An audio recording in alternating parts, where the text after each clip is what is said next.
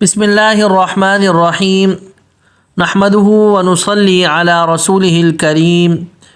1 minute کا مدرسہ، سبق نمبر 73 الحمدللہ سبق نمبر 73 ہے، اور ہر سبق میں 5 چیزوں کا تذکرہ ہوتا ہے: ترجمہ نماز، ایک سنت، ایک کبیرہ گناہ، گناہ کے نقصانات، طاعت اور عبادت کے فوائد۔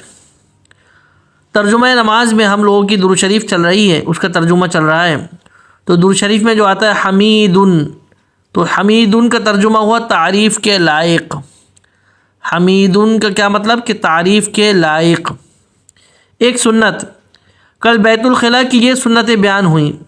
پہلے نمبر پہ کہ بیت الخلاء میں داخل ہونے سے پہلے یہ دعا پڑھیں: بسم اللہ اللہم انی اعوذ بک من الخبث والخبائث، یہ دعا پڑھنی چاہیے۔ دوسری سنت کہ بیت الخلاء میں داخل ہوتے وقت پہلے بایاں قدم رکھنا، یعنی الٹا پاؤں رکھنا، یہ سنت ہے۔ اور آج کا سبق سنت نمبر 3 کہ سر ڈھانک کر اور جوتا پہن کر بیت الخلاء جانا چاہیے۔ یہ سنت ہے کہ بیت الخلاء میں جب جائیں تو سر کو ڈھانک لیں اور ننگے پاؤں نہ جائیں، بلکہ کوئی جوتا چپل پہن کر بیت الخلاء میں جانا چاہیے، یہ سنت ہے۔ ایک کبیرہ گناہ، بڑے بڑے گناہ جن پر سخت عذاب کی وعیدیں آئی ہیں، ان میں سے ایک بڑا گناہ ہے کسی کو طعنہ مارنا۔ کسی کو طعنہ مارنا ایک کبیرہ گناہ ہے۔ طعنہ مارنا کیا مطلب؟ یہ آج کل بہت عام ہے، ہم لوگ باتوں باتوں میں طعنہ مار دیتے ہیں لیکن اس کا احساس بھی نہیں کرتے اور یہ کبیرہ گناہ ہو جاتا ہے۔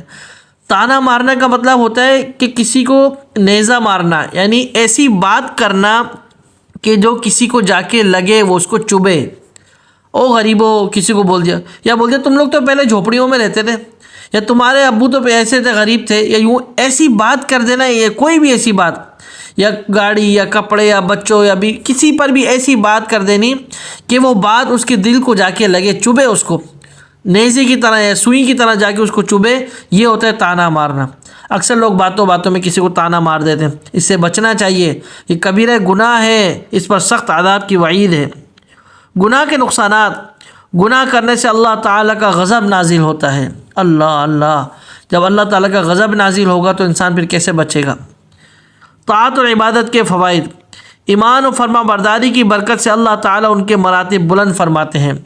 جو لوگ طاعت کرتے ہیں، عبادت کرتے ہیں، اللہ تعالیٰ کی فرما برداری کرتے ہیں، اللہ تعالیٰ کے احکامات کو مانتے ہیں، اس کے حکموں کو مان کر چلتے ہیں، تو اللہ پاک ان کے درجات، ان کے مرتبے دنیا اور آخرت میں بلند کرتے ہیں۔